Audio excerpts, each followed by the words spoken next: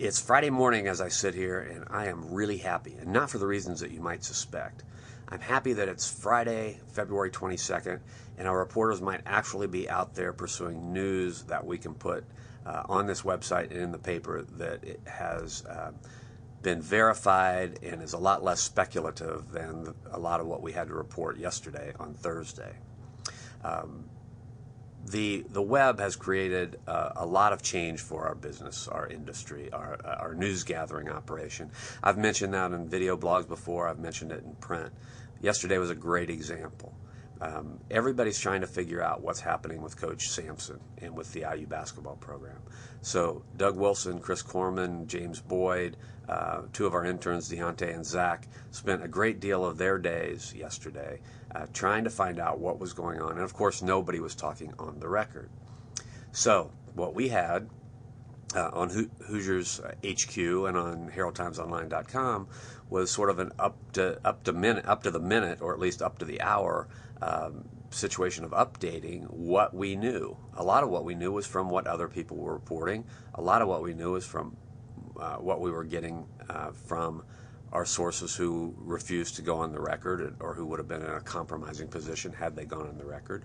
So we like every other news outlet in the state of Indiana, and many outside of the state, like ESPN and SportsIllustrated.com, SI.com, were reporting things that were based on anonymous sources and on speculation.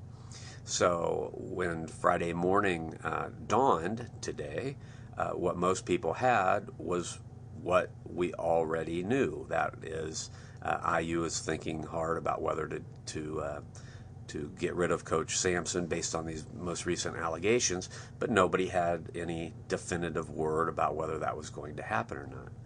That's why I'm happy that it's Friday. Hopefully today there'll be some sort of a news conference in which we can actually get some information that will be on the record, verifiable, and accurate about what's happening in the IU the IU basketball program. Hopefully, we'll be able I know we'll be able to get stories about the upcoming primary election, because noon today is the deadline, so we'll be able to advance that story. I know that we'll have stories on the weather, because the weather is just horrible out there if you've been out driving this morning, and hopefully we can move all of these things forward in a significant manner. Now, that's not to say that I believe our reporters did anything wrong yesterday. I certainly don't. They were hustling. They were trying their best to be first on this story. But in this new age of journalism, we all have to try to be first. It's the Herald Times, HeraldTimesOnline.com, or Hoosiers HQ, our sports site, want to be the first to report on what's happening with the IU basketball program. So does WTHR in Indianapolis. So does Fox News in Indianapolis. They both had reports yesterday. So does ESPN, which had a report. So does SI.com, which had a report.